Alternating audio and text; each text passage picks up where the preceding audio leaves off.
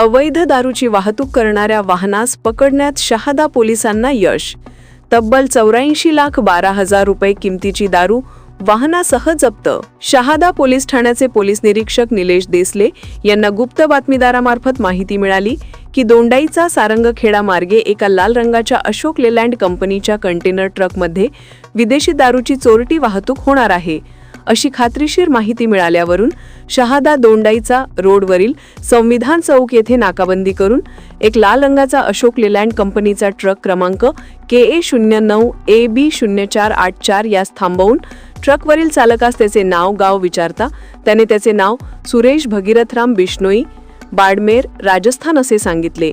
पथकाने वाहनास चेक केले असता त्यामध्ये एकूण 69,12,000 रुपये किमतीची अवैध बनावट विदेशी दारूचे एकूण 1200 बॉक्स तसेच 15 लाख रुपये किमतीचे वाहन असे जप्त करण्यात आले आहे.